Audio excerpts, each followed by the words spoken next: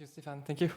Yes, good morning, everyone. So then, the plan for my presentation is to give you an introduction to the field of multiferroics. So you should have reminders from the contribution from Marty on ferroelectricity, then from Professor Nagauza on magnetism. I still have only the same amount of time compared to the other guys that focus on one other parameter, but I'm anyway going to try to make it happen within my time frame. So the idea is I cannot go too much into the details, but I will present the must known. So the one that, in my opinion, right? So the one that works on multiferroics should know about what I'm going to present.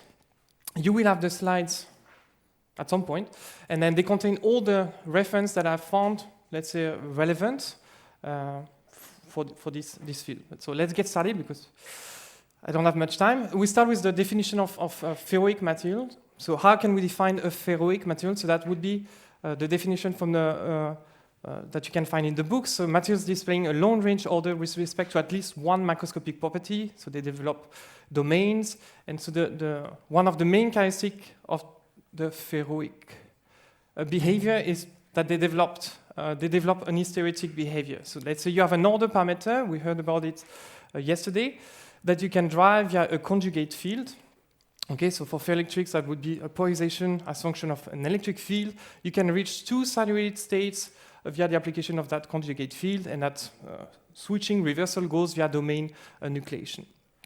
Today, we can agree that there are four ferroic states. So ferroelectrics, that corresponds to the, let's say, a microscopic polarization into, let's say, a material. So the order parameter is the ferroelectric polarization.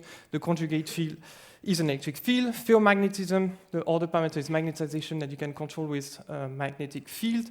I will also say a few words about ferroelastics and ferrotoroidic. Okay, but we get started. The classic, now you start to see it a lot of time, and I would agree, oxygen is always red. We start with the perovskite structure, AbO3, okay? And so you have some constraints into the, let's say, the chemical composition of this perovskite structure. Actually, you have what's called the Goldsmith tolerance factor. Not any cation will fit into that structure or will allow it to crystallize into the cubic symmetry. You can define, let's say, this condition on the let's say the cationic radii. It must fit within the diagonal of the face of the perovskite unit cell. And the B cation must fit inside the oxygen cage. Okay, so that gives you two conditions that you can connect to the lattice parameter. You take the ratio of the two, you get what's called the tolerance factor. Okay, so if you get one, it means that the structure will be frozen in the cubic. So there is no, let's say, geometric frustration. The structure will be boring cubic. As soon as the, let's say, the B cation or the tolerance factor gets lower than 1, the B cation is too fat to fit into this oxygen cage, you will start to induce massive distortion, evolve to something like an hexagonal structure, for instance. And we're going to focus in the case where the tolerance factor is greater than 1, so it means the B cation is small, and so it can displace into this oxygen cage. This is also what we've seen in the presentation from Marty yesterday. So that's, in some cases, the B cation fulfills a condition, and it can distort and stay displaced within this unit cell. And that goes together with a transition from a cubic unit cell to a tetragonal unit cell. And those displacements are something you can measure, okay, with a transmission electron microscopy. For barium titanate, this displacement is about 10 picometers. For lead titanate, it goes up to 40 picometers. So that's something really large atomic displacement that we can experimentally access.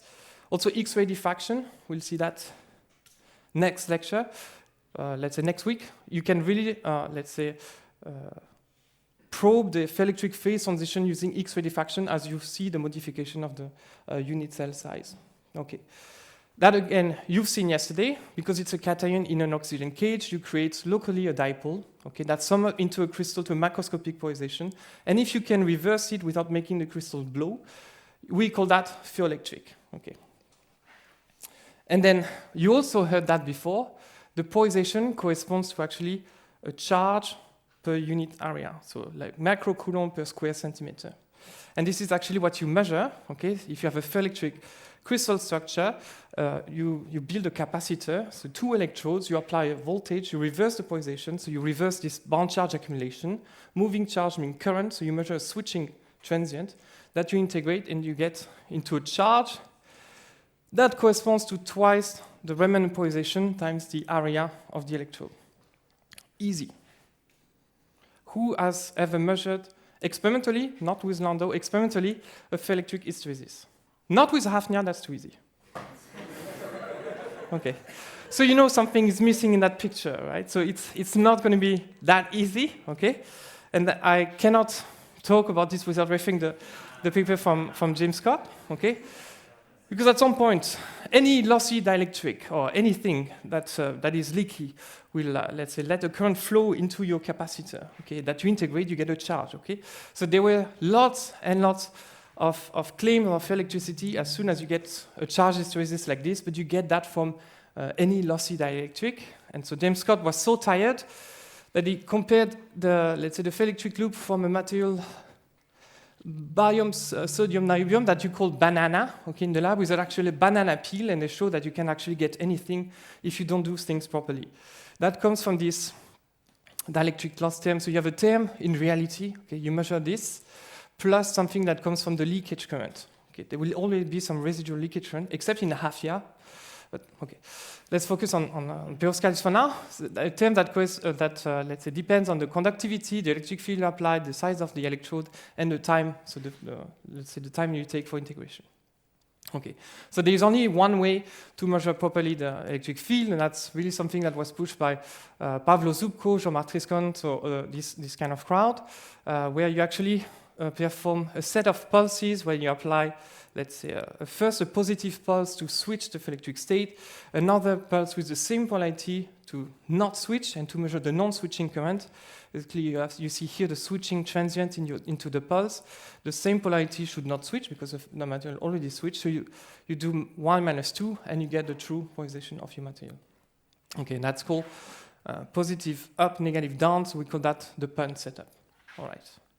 Now, I talked about perovskites, okay, so there you have some values here for barium titanate PZT, okay, so 20, 40, 60 microcoulomb for bismuth ferrite, but you have other types of ferroelectric materials, other crystal structure, trigonal for lithium niobate, you also find ferroelectric polymers, so it's not limited to, let's say, oxides or perovskite materials. All right. Now, in terms of application, because one of the driving force for the multiferroics is also driven by application. If we look at ferroelectrics, so the main application, let's say that I'm interested in, let's say, is the integration of ferroelectric into the DRAM architecture to, let's say, to create a ferroelectric memory where you have here your ferroelectric materials into this capacitor, a gate to access the charge state of your ferroelectric. And the beauty of ferroelectrics is that you can charge the material. It's non-volatile, okay? You have this hysteretic behavior. So you don't have to refresh your RAM anymore with this architecture. The issue, though, with this memory architecture is that to read the ferroelectric state, you need to switch it. So you have a unipolar pulse. If you see a switching current, you know that let's say the ferroelectric state was stored in the oppositely oriented, so you know it was, let's say, 0 or 1. If you see no switching current, you know that you are pulling along the polarization direction. So it's a destructive readout. Okay, so there's now the challenge with this type of memory is that it's easy to write. You just apply a voltage. Okay, no energy consumption, but the destructive readout limits the dynamic of the system. So there's lots of efforts now to find non-destructive readout of polarization state. One approach is the ferroelectric field effect transistor, where you insert here the ferroelectric material into your gate oxide, and so you use, let's say, the non-volatile charge accumulation of the ferroelectric material to affect, let's say, the current in your channel. Okay, so by reading the current between source and drain, you know the polarity of the charge, because depending on the p-type, n-type semiconductor materials, you have a depletion or not. And then you can non-destructively reading the ferroelectric state. The other approach is to use, I need to introduce that as well, is to take advantage of the electroresistance, or tunneling electroresistance. So if you take a ferroelectric materials, ultra thin, into two metallic electrodes, you tunnel, okay? You tunnel, so you have two metallic electrodes, a ferroelectric material. A perfect metal does not exist, so you will always have reminiscent charge accumulation on the ferroelectric side at the interface. And that triggers, let's say, a building potential into the ferroelectric material. if now you have different screening lengths, this is critical, of the two different materials, this potential is asymmetric. Okay, so if you add that potential to the square light potential for tunneling, you end up with a tunneling barrier that differs in height depending on the polarization direction. So that was the prediction from Simbal in 2005. Yes? Yeah, I need to fix that. So that will be, yes. So there is a correction to that figure. I need to be up to date. Okay. It was experimentally measured by someone called Vincent Garcia, I guess. Must be from Italy, I don't know. Okay, where they use scanning probe microscopy, and I guess you will hear about that in the presentation from Karim Bouzehouane on everything about scanning probe microscopy, so I don't spend too much detail here. But they were able to measure the conduction of an ultra-thin ferroelectric via a scanning probe tip, and they get massive resistance difference of several orders of magnitude depending on the polarization up or down. So they could demonstrate that you can read the polarization state without switching it. So that was really a revolution. It was also, for completeness, also demonstrated in the group of Alexei Goverman. Right, you can see it here. All right, so that's for ferroelectricity.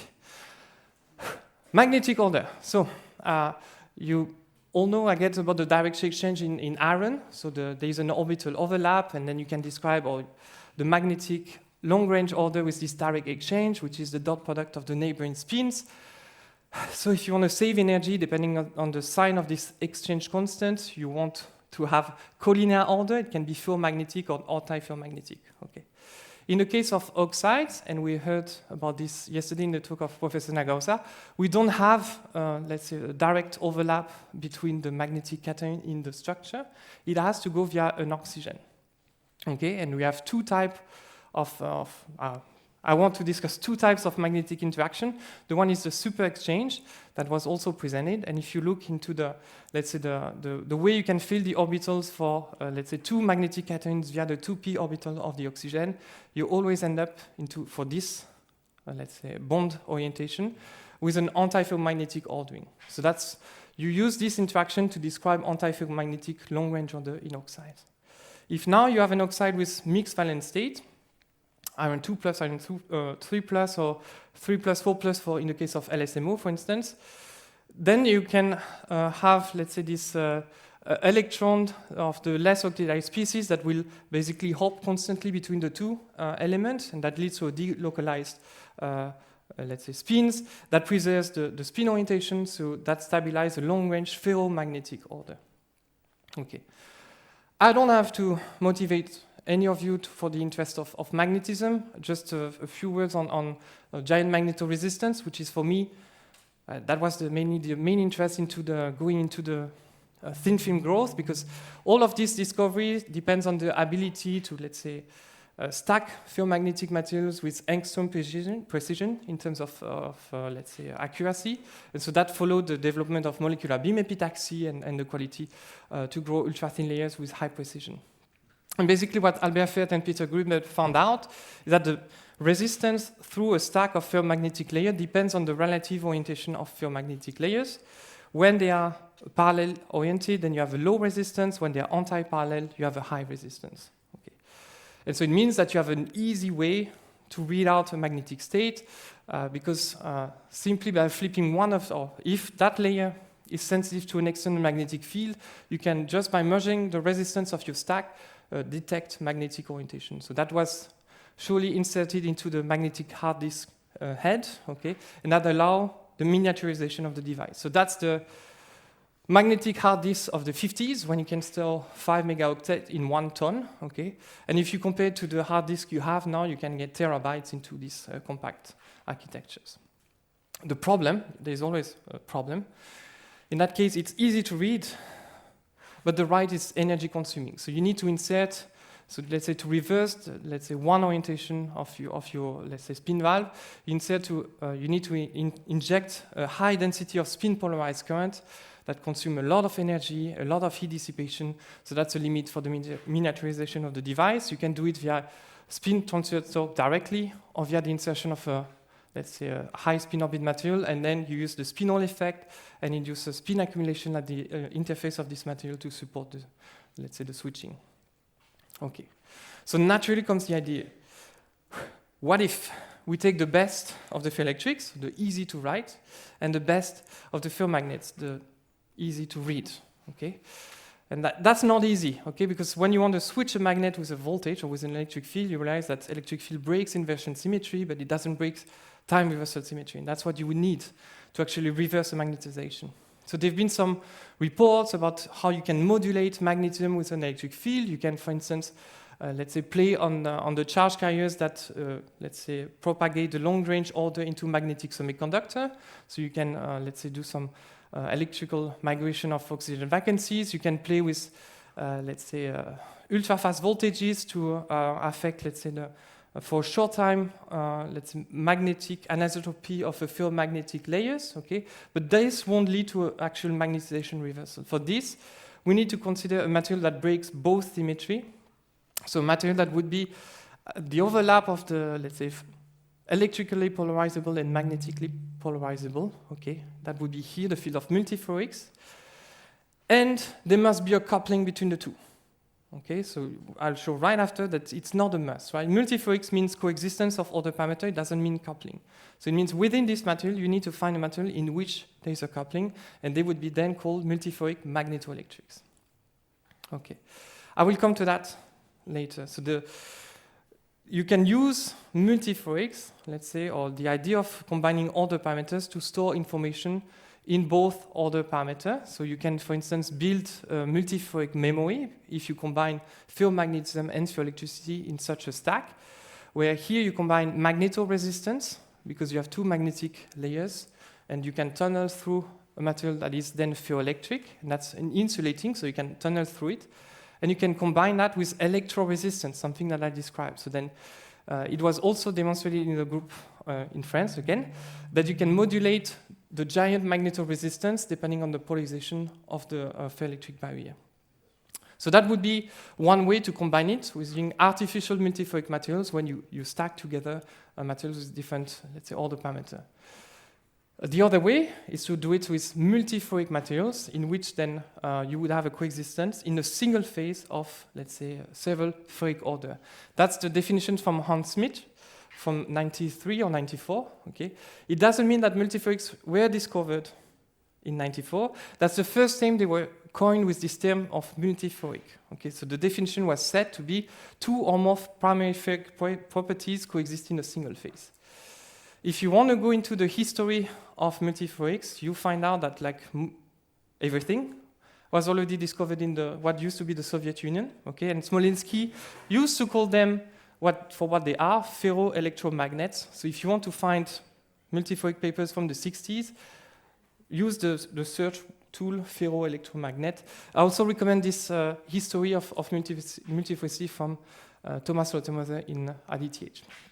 Okay, but that's if you work with multiferroics, that's a picture you should have seen. Okay, where you have this triangle, the coexistence of polarization, spontaneous strain, and magnetism. Okay, and that picture was revised a few years later by Kalinin and Nicolas Spalding to integrate basically electrochemistry. Okay, because you can also modify the lattice by playing with the chemistry, chemical doping, electromigration, and that allows you to expand the lattice, so play on the strain state, or also induce some nice redox coupling to act on magnetization directly.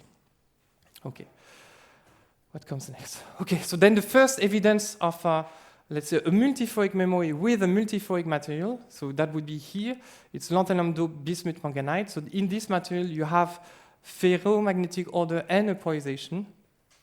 So you can use it as a tunnel barrier and as a ferromagnetic electrode. And they've shown, using this giant magnetoresistance measurement, that you can get 4 different resistance states, because you can have parallel, anti-parallel for the magnetic, let's say, constituent of your device, and you multiply it by 2 because you have 2 directions of polarization. So you combine electroresistance, magnetoresistance in the multiferroic memory. Note here that the order parameters are not coupled, so you can store independently in each order parameter. Okay.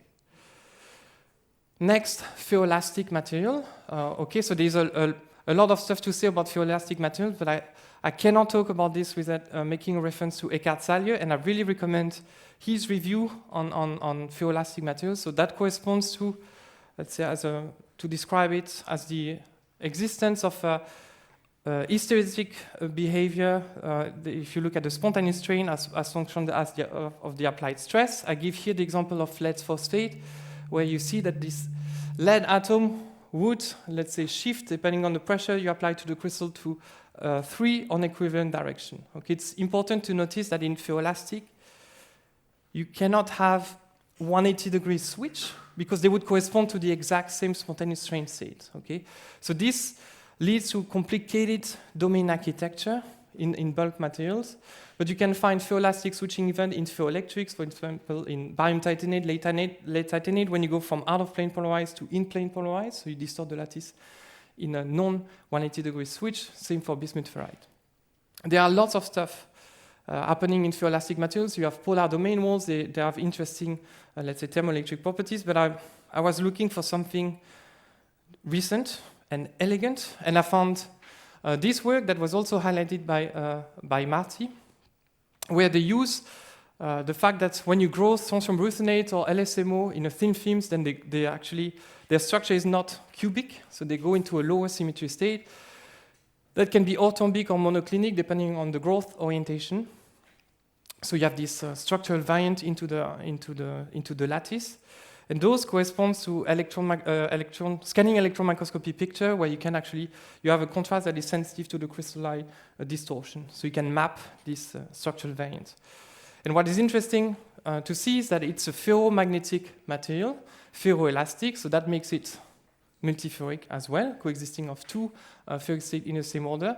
But you can act directly on the order parameters, so on the lattice via strain. And in that report that I want to mention, I don't know if now there's already a reference because it's really fresh, freshly published. If you apply, let's say, with a scanning probe tip, a pressure, you can brush these ferroelastic domains, so you can directly, as I said, play directly on the order parameter, and you can clearly modify, so that's the structural contrast, this is the magnetic force microscopy contrast. You can definitely act on the magnetic order by applying a pressure. Okay. You could achieve the same with a magnetic field, but that would be indirect, and they calculate that it would correspond to actually the application of a field of 27 Tesla. But because you actually drive the main order parameter with the conjugate field, you can achieve this, let's say, really interesting switching event. And I found this paper extremely interesting, and so therefore I really recommend it. Okay, last of the ferric state. It comes from the ideas we have a table, okay, and we need to fill that table. So you have a inversion symmetry, time reversal symmetry, what changed, what doesn't change. So if you look at ferroelastic material, it doesn't have to be polar, so it can be centrosymmetric. It doesn't have to change in the inversion symmetry. I have no spins, so it can also be, let's say, invariant with respect to the time reversal symmetry. Ferroelectrics, I need to break inversion symmetry, otherwise I have no dipole. No spins, so I can say invariant for the time reversal symmetry. I'm getting to the ferromagnet. They have to change, let's say, magnetization. If I reverse the time reversal symmetry, I would inverse the electron motion, so the magnetization would have to reverse. And that left for some time this box empty. What would change under time reversal symmetry and space inversion symmetry? And that's when the idea that the spin order itself would break inversion symmetry. So that's the origin of the ferrotoroidic behavior, when you can define a toroidal moment by the cross product of the position vector and the spin. Okay. And the evidence, one of the evidence that this kind of ferric order exists was published in the group of Professor Fibish, where they used this lithium cobalt phosphate material, which is an antiferromagnet, but if you look at the magnetic structure closely, you can build a vortex ordering of the spins, and they show that actually you can reverse the toroidal moment that breaks the inversion symmetry, so you can probe it optically with second harmonic generation. And you will learn about second harmonic generation in the presentation from Jean-Yves Chauleau this week. And you can reverse this order parameter with a given conjugate field, which here is a combination of magnetic and electric field. So that's a perfect magnetoelectric material. Not if you consider energy saving, because you bring back the magnetic field to switch your other parameter. And that usually happens at low temperature, at about the Tesla. Okay, so that brings really interesting physics, but not application, not in terms of, not directly applied on our planet at least. Okay, but the idea that you can modulate, let's say, spin vortex cores can also connect it to antiferromagnetic order, so maybe you can find conjugate field to switch, let's say, antiferromagnetic vectors. That brings me now to the topic of the day. So I've described separately all these other parameters, so all the ferric state. Why don't we find multiferrics already in our laptops or iPhones? Why are there so few ferroelectric, ferromagnetic materials? I will discuss mechanisms that allow this coexistence, okay, and I hope I will have time to discuss the, let's say, the most recent development. Okay, so why it's not that simple? I described two magnetic interactions, super exchange that leads to antiferromagnetic order, okay, so it means you cannot have, if you consider this interaction with this bond orientation, I repeat again, a net magnetization, the spin will cancel out, okay? And that may happen in a lattice that breaks inversion symmetry, but that's not a given. If now you look at double exchange, you see maybe I get ferromagnetism, but this electromobility induced conduction, or is correlated with conduction, so it cannot be ferroelectric, as by definition a ferroelectric has to exhibit bond charge accumulation, so the material has to be insulating. So you see that there are some conflicting conditions of existence that was reported in that article from Nicola Hill, now Nicola Spalding, where she made all the, let's say, what is a ferromagnet, what is a ferroelectric, and compared this condition of existence, and she identifies lots of criteria. I just highlight 3 of them. Okay, so if we look at ferroelectrics in terms of application, so the one you find everywhere, okay, in devices, for instance, so it's lead titanate, relaxer, morphotropic phase boundary, lead titanate, PZT, lead titanate, barium titanate, lead titanate, barium titanate, titanate. So there's something about this titanium, right? Okay. Okay, so that brings you to the first criteria of let's say, existence of B-driven ferroelectricity. Okay, you need to have a D0 electron configuration. So a cation can be small and distorted into this oxygen cage, but something must be there to stabilize this polar displacement long term, and that's the hybridization with the oxygen 2p orbitals. That can only happen if you have D0 electron configuration. Then there's the symmetry. If you look into the magnetic, or let's say the point group symmetries that allows for spontaneous magnetization, spontaneous polarization, the overlap of the two gives you only 13. Okay, so you have a lot of restriction in terms of symmetry. And the one I just mentioned is the electrical property. So usually, or if you look at magnets, you imagine something black and conducting. Okay, for electrics, it should not be black, and it should not be conducting. Okay, so that's the basic picture. So if you have itinerant ferromagnetism, you need a delocalized electron to propagate it long-range order. In ferroelectrics, you want your material to be insulating. So that so I just put here a reference, because you have something that's called polar, let's say, polar metals, okay, when you have a polar distortion into a conducting matrix, that leads to the question how you switch these items and so on. So that's not for this time. Okay, so it's not easy. It's impossible to find a B-driven multiferric material. So there must be other mechanism that allows ferroelectric polarization in coexistence with magnetism. And so that would be the type 1 multiferric material. So I'm going to discuss now 3 mechanisms, so beyond the B-driven ferroelectricity, that allows the onset of polarization. The first one is the lone pair mechanism. This is what happened in bismuth ferrite. So you have electron lone pairs on the bismuth side that are not involved in any bonds, okay, and they will spontaneously create a polarization into the oxygen octahedron that will distort the lattice and induce a polarization into the material. Okay. And later on, independently, because the polarization comes from the A side this time, so that's A-driven ferroelectricity, the B cation can have the electrons, like iron, so in bismuth ferrite, and you can have then, at lower temperature, the onset of long-range magnetic order. That's going to be most likely antiferromagnetic, because we talk about super exchange. The other one is geometric for electricity. So here you need to imagine a crystal structure that below the transition temperature would spontaneously distort to fulfill some geometric frustration. So that's what we call a geometric for electricity. So you have to, I will show the unit cell later on of, let's say, the hexagonal manganite. Imagine these bipyramids, they start to tilt inwards or outwards, okay, and that's shift basically the, let's say, the position of the cations in the unit cell, and this is how you create, let's say, a macroscopic dipole into the material. Okay, so here, the main order parameter is not the polarization itself, it's this, we can describe it with the tilt amplitude of this bipyramid and their azimuthal angle. So this is how, as Martin mentioned, you can also do beautiful Landau simulation of the system to characterize the, let's say, the phase transition. Okay, the last type of ordering that is compatible with the onset of polarization is called charge ordering, when you have to imagine several planes of different valence cations, and if they are stacked into an arrangement that breaks central symmetry, you can locally or macroscopically induce a ferroelectric polarization.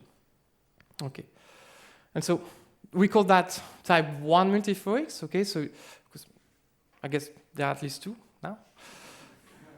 You cool down the system, it becomes ferroelectric. Okay, that it has its own origin, geometric, A-driven, or charge ordering. Only later on, the magnetic cation sublattice activates and triggers the long-range magnetic order. So you have two different origins for the order parameter. They coexist, but because they have separate origin, we call that type 1 multiferroics. Now, I have to go through the classics. Okay, so you have, or if you go to a multiferroic conference, they will talk either about this one or the next one. So the first one, okay, I mean, there are more materials, but I have to cut. I'm already over time. Hexagonal manganites, so that's the one that is geometrically driven. So you have it was actually experimentally measured by neutron diffraction. And if you look at the top view of the hexagonal unit cell, to make it simpler, this buckling, so the inwards or outwards, can take place at 3 different sides of the hexagonal unit cell, so that leads to a lattice tripling of the material across the phase transition. So you have these 3 different centers of the tilting, and you have 2, so they can tilt inwards or outwards, so they can drive a polarization negative or upwards, so that leads to 6 different domain states into hexagonal manganite crystals. Okay, and you can beautifully image this ferroelectric domain architectures using piezo force microscopy, piezo response force microscopy, and you find that they have their specific topology where you have these meeting points where all the 6 domain states merge into a single point. Okay. Later on, as you cool down, the manganese lattice turns on, and you have an onset of antiferromagnetic order at lower temperature. Okay. What is important? I mean, those materials are extremely interesting because the main order parameter, I mean, for many reasons, okay, the main order parameter is not the polarization. So it's not the polarization that drives the domain formation. So it means that classically in ferroelectrics, you want to avoid charge accumulation at the domain walls. Okay, so you end up by making electrostatic conditions happy by forming, let's say, flux closure or let's say 180-degree domain walls. In the case of the manganite, it doesn't really care. As long as the structural distortion conditions are fulfilled at the boundaries, the polarization, let's say, has to follow what is driven by the structure. And this is why in these materials you can find this charged domain wall. So that's let's say an example from transmission electron microscopy when you have this corrugation pattern in the top part of the sample that goes up, up, down here. If you go lower, it's down, down, up. So you switch the polarization from downwards to upwards. So it means at the interface, you have definitely a charged domain walls. And so what means charged domain walls means that some charge from the bulk needs to come here to screen this charge accumulation, and that leads to some conducting properties, let's say, that's been reported now by lots of different groups, and so now the interest is that these kind of materials are ideal to study, let's say, conducting domain wall nanoelectronics, when you can write domains to make your nanocircuitry. When you're tired of your electronic pattern, then you just reset the domain architecture and write new patterns. Okay, and then also in terms of thin films, because this is what I'm mainly interested about, so it's also interesting and a challenge to grow this material, because if the main order parameter is not the ferroelectric polarization, maybe they are not sensitive to the depolarizing field. So maybe you could stabilize polarization from the first unit cell in these materials. Okay, the next one. Bismuth ferrite. Okay, so everyone has heard about bismuth ferrite? Okay, then I just keep it.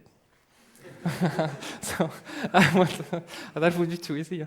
So in the bulk, so here I show the first, to my knowledge, the first ferroelectric hysteresis measured in a group of Michel Viré in bulk bismuth ferrite. And it took some time until the first report of the growth of bismuth ferrite thin films was reported in the group of Ramesh.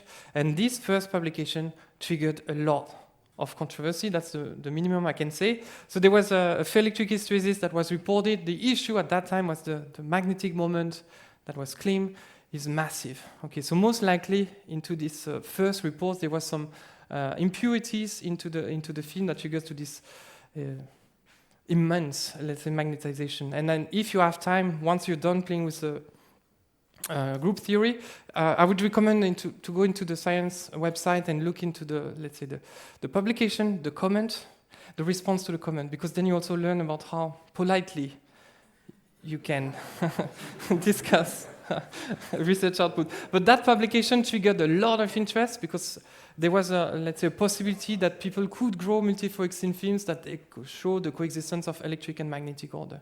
And then you can see that from this report, the magnetic order of that material is not obvious. Okay, so if we go back to the classic super exchange into this 180-degree bond angle, okay, that's in the case of a symmetric exchange. If we have this super exchange interaction that leads to a, let's say, anti-ferromagnetic order, but now if our material is ferroelectric, it breaks inversion symmetry, so the structure is non-central symmetric. So you can have, let's say, an anti-symmetric exchange. Okay, and once you go away from this 180 configuration, we have a new term into the energy that comes into play. That's the Jarzynski-Moria term, and that depends on the cross product of the spin. So you may want to, or you will save energy in the system by going away from the collinear configuration, and this is how you basically trigger a canting of your spin lattice. Okay, this is what happens into the material. So you have here the polarization axis. The DMI induces a canting of the spin, so that triggers a cycloidal direction that propagates in a direction orthogonal to the polarization. And I need to introduce a second DMI term to describe the contribution from the other iron sublattice. Okay, and that second DMI terms induce an additional canting in a plane orthogonal to the cycloid propagation. So that's not a simple system. Okay. But luckily, with the development of techniques, neutron diffraction, but also scanning probe microscopy with a single spin effect, that's something. Okay, that's something you can access experimentally. So you can set a single domain state in the polarization, and you can let's say track the uncompensated spin moment that corresponds to this spin density wave in a direction orthogonal to the polarization. Okay. All right, so if I summarize, this spin cycloid with a period of about 62 nanometers propagates in a direction orthogonal to the polarization. It's in the 1-1-1 plane, so by symmetry, you have three propagation vectors that are energetically degenerate for one polarization state. It's an A-driven ferroelectric, so the polarization points to the corner of the cube. You have a lot of corners in one cube, okay? And you can go into, let's say, these different ferroelectric domains by applying electric fields. So you can switch this material and perform different switching events for, again, I repeat, for each of these polarization directions, 3 possible directions of the cycloid. So it means that the system is extremely complicated, so you want to go away from it. But that's the only material that shows this behavior at room temperature. So there is no escape. We have to deal with bismuth ferrite if we want to make a device working at room temperature. Okay, and it's also, let's say, you can also see that in terms of publication per year, so there is no way you can avoid bismuth ferrite. So much for the time is, okay, time. Type 2. Okay, so type 1, independent origin for the, let's say, order parameter. The type 2 is then they have a common origin. Okay, When can that happen? That happens most of the time in a system that are magnetically frustrated. So that's usually when you have a competition between nearest neighbor and next nearest neighbor. Okay, so if you want to have an anti-parallel arrangement of the spins, the nearest neighbor is happy, but the next nearest neighbor has to decide. Okay, and you cannot satisfy this condition. To respond to that frustration, this is how you create this spin cycloid or different or more complex spin ordering. Okay, so that's what I represent here. You have a spin cycloid propagating into one direction. Now to describe how this magnetic order can trigger a polarization, I need to bring the inverse DMI. So the DMI interaction is a symmetry breaking induce a spin canting. The inverse DMI, to keep it simple, a canting induce a symmetry breaking. Okay, so if you now look into this neighboring spin separated by the oxygen, okay, so the environment is, let's say, so we are away from the 180-degree bond angle, so the DMI term is allowed. The distance between the spins is fixed. The spin canting is fixed. So the only term or the only thing that can change into the DMI is the displacement, so this vector. So the sign of the Jarzynski-Moya vector will change from this configuration compared to this one. Okay, so to save, or let's say the system will minimize its energy by here enhancing this displacement because the DMI term is negative. If you go into this direction, that will cost energy, so this displacement will be diminished by the system. And this is, if you sum up all this displacement macroscopically, you realize that you have a larger downset, or let's say, of displacement of the negatively charged atom towards the lower plane compared to the upper plane, so you create locally a dipole and macroscopically a polarization. That is completely induced by the magnetic order. Okay, and that's linked to the cross product. So if you change the cycloid chirality, then you change the polarization direction. Okay, and I cannot discuss this system without mentioning the orthorhombic terbium manganite. So now it's orthorhombic terbium manganite, and the report from Kimura,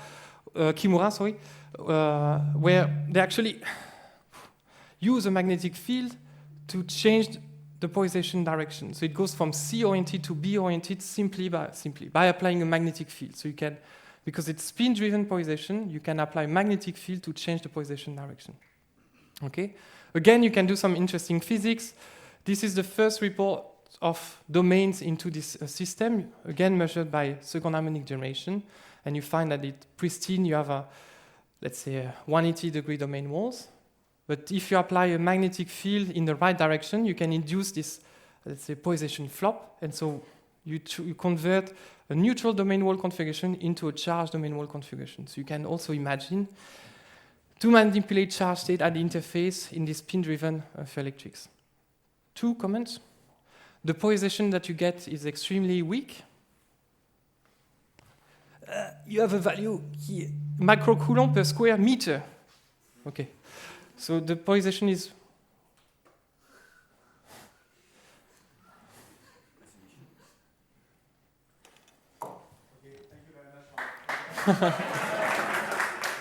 okay. All right. So the polarization is extremely weak. Now I'm really bad with the time, no? Okay. You're nice. Okay. Wait. Polarization is extremely weak, so pay attention to your units. Okay, it's usually it's a trick, and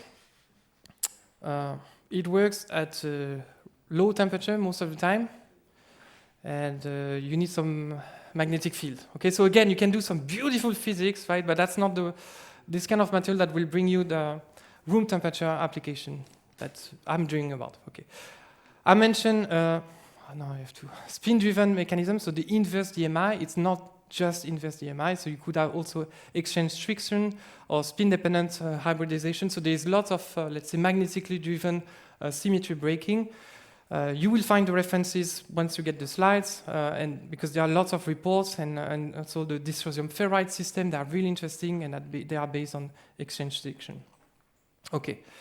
So if you want to conclude between type 1 and type 2, it's interesting. So if you look at the domain state, because when they have the common origin, they have to come together. So if you switch one, you will switch the other one. So that means you have only one type of domains, that's multiferroic domains. All the domain walls are multiferroic. In the type 1, the order parameters, they don't have to be coupled, so you can have a mixture of multiferroic domains where both order parameters change, only magnetic domains or electrical domains. So you have a larger variety or complexity of domain architecture between the two. Okay. And quite recently this year, so I found two theoretical reports that mention a third type of multiferricity. That's homework, let's say on the flight back. You can write these two theory papers. So one discussed the onset of ferroelectricity-driven magnetic order, okay, so where they consider a chain of atoms, and with the onset of a polar distortion, you change the orbital overlap and create a magnetic moment. The latest report that I found combines altermagnetism with electric polarization, and the fact that by changing the ferroelectric polarization, you change the symmetry environment, so you can act on the altermagnetic order and therefore change the spin polarization of your bands. But that's something not established yet. That's why I put a question mark. And if you're interested, you have the reference later. Okay. Now, I have no idea. Any idea of how much time I have left? 10 minutes. We're going to go through the state of the art of let's say the dream.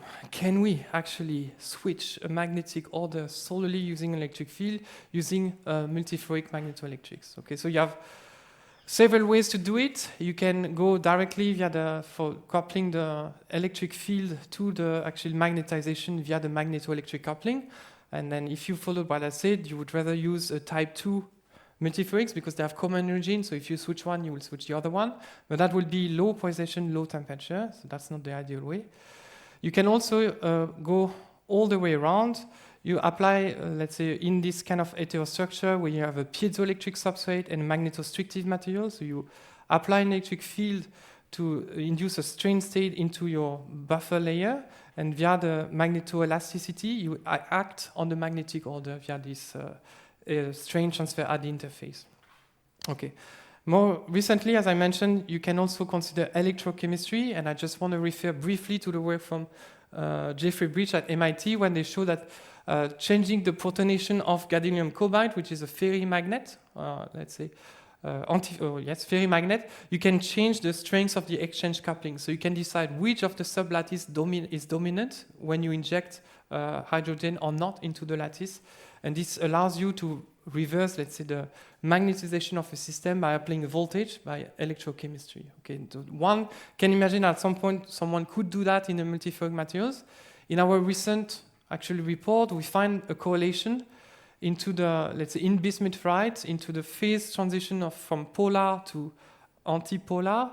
We find that there's a correlation with the chemistry of the lanthanum-doped bismuth ferrite. We go from a random distribution of lanthanum to something that orders depending on the plane. And so that might be related to this, let's say, structural phase transition. So there's, in my opinion, a lot more to investigate into this field of electrochemistry for multiferroics. Okay, but I go back to the magnetostrictive case.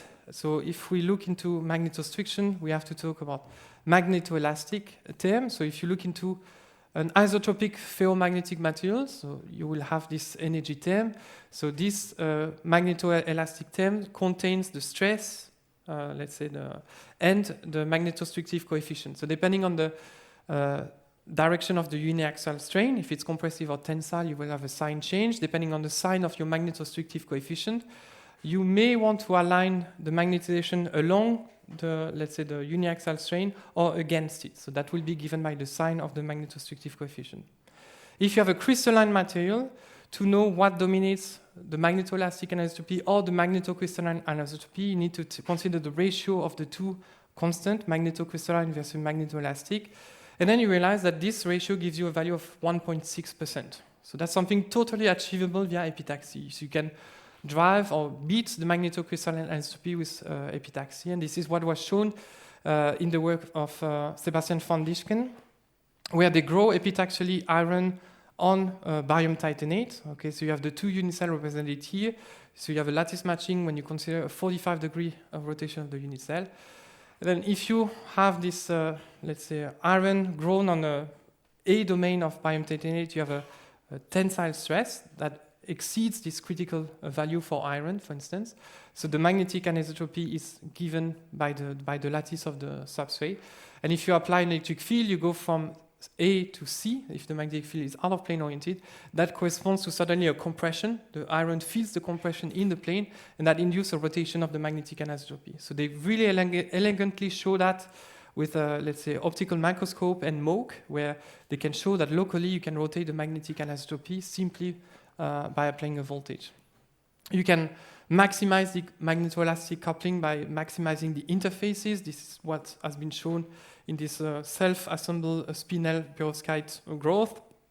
So you can apply a voltage into your, let's say, tubular structure, and you see a microscopic response in MFM. I will skip this part. So the main idea is you can use strain or stress to modify magnetic anisotropy, but strain is uniaxial, it's not directional. So it will never lead you to the actual reversal that you're looking for. And for that, we have to go back to bismuth ferrite. Okay, so I told you that bismuth ferrite has a complicated magnetic order, a spin cycloid, which is not strong enough to be detected conveniently. So the idea is we're going to exchange coupled this antiferromagnetic order of bismuth ferrite with a ferromagnetic layer. And if we apply an electric field, we know we can change the cycloid propagation direction, and hopefully it's going to affect the magnetic layer on top of it. And here's a bit of the history of the field, where it was first demonstrated in bismuth ferrite thin films. This is the magnetic contrast and the electrical order with XMCD or XLD, actually, because it's antiferromagnetic order, and piezo response force microscopy. So if you are in this box and apply locally a voltage, you can change the electrical order, and they show that that corresponds to a change in antiferromagnetic order. So that was the first demonstration that you can electrically change an antiferromagnetic order in a multiferroic layer. Then the idea is too weak to be measured, to be already inserted into a device, so let's exchange couple this material with a ferromagnet. And here I want to mention the work from the group of Michel Viré when they did that on bulk crystal. If you put a ferromagnetic layer, then they notice a variation of the anisotropy of the ferromagnet, which is not set by the growth field of the ferromagnet. So the magnetic order of bismuth ferrite decides what is the easy axis of the ferromagnet. So that was the first indication that they can talk together. Okay, and then the one of the first report of electric field-induced change of magnetic direction, let's say, was reported here in the group of Ramesh, where they apply an in-plane electric field and they can make the magnetization rotate by 90 degrees. Okay, so that's not yet the magnetic magnetization reversal, because you have disordered domains. So the reversal is actually only enabled with the help of epitaxy and domain ordering, where you could order the ferroelectric domains so that you will have a net polarization into the system, so that you could couple one-to-one with ferromagnetic domains. And because we can switch the polarization in plane, you can switch the corresponding magnetization in plane. And so this capacity to switch magnetization with an electric field suddenly triggered the interest of big players into the field, which is one example is Intel, for example, where they saw the potential of that. And this is where the magnetoelectric spin orbit device, so the meso device, was imagined, okay, where you imagine to do logic not with current, but you do it with charge. And here is the magnetoelectric node. So you inject a charge, you switch your magnetoelectric compound. By that, you switch your magnetic layers, and the readout is done by inverse spinel effect. So you only do logic operation, which is non-volatile because you involve a magnetic layer, with charge. Okay, so that would lead to a massive saving in energy consumption, so the device would not get hot, and you could use it even more than you could do it currently. So that's what Intel wants to sell as. It's recorded. That's the future.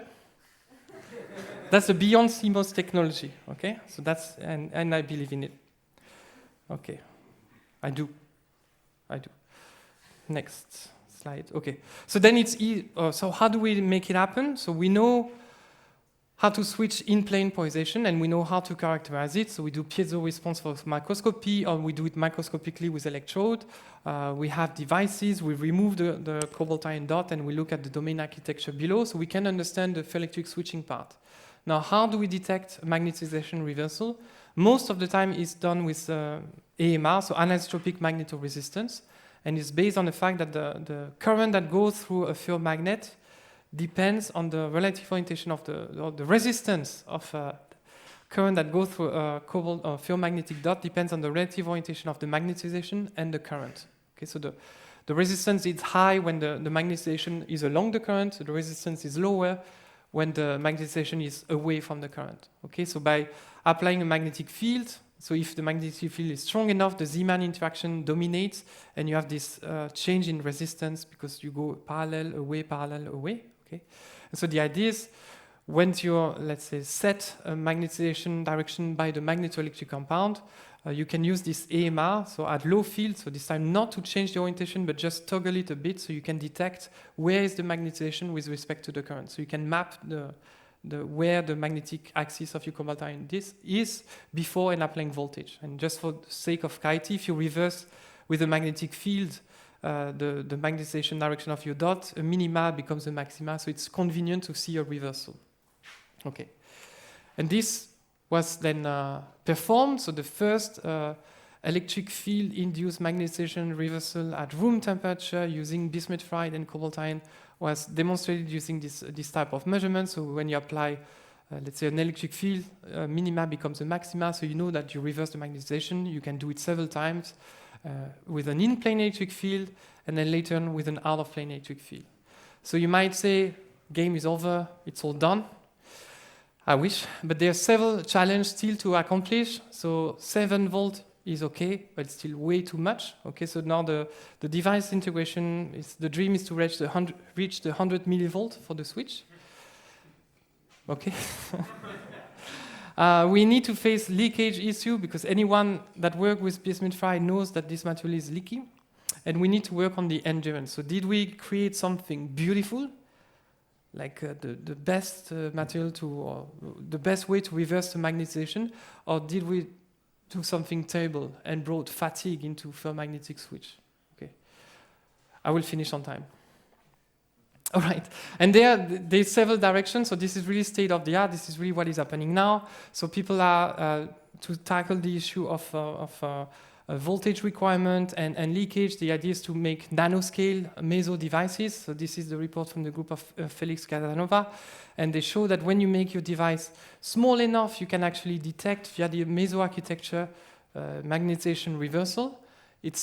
Though at this scale, it's hard to get a deterministic switch. Right? So there's a lot of measurements that they show that you can get a magnetization reversal, but sometimes it's only a rotation of the polarization. So there's a lot of effort to combine this nanoscopic picture with the macroscopic picture. So what really happens at the scale of a domain.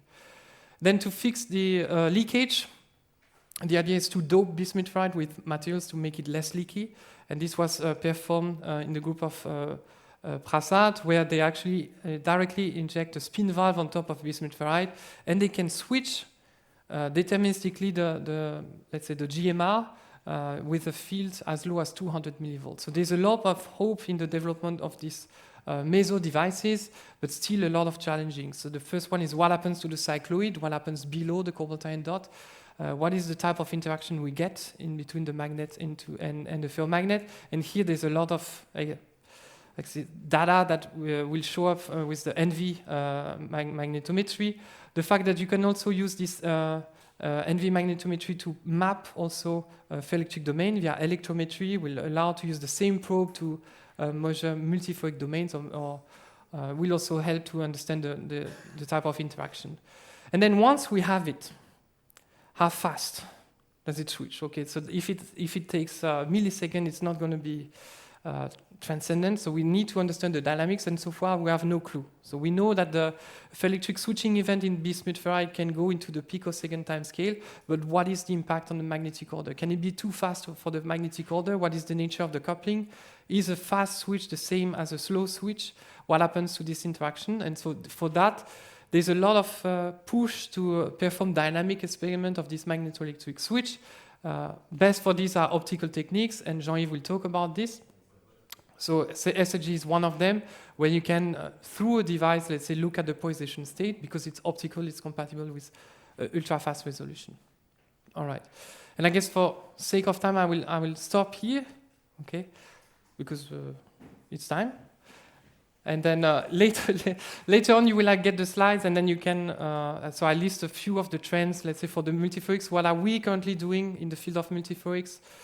Basically, to make it short, the ferroelectric guys, the group of Ramesh and Pavlo and all these people in Geneva, they image, let's say, or they stabilize ferroelectric nanostructures in superlattices to either get ferroelectric vortices or to get synthetic anti-ferroelectric materials. So the idea is to do the same with a multiferroic material. Okay, so this is what everybody is trying to do.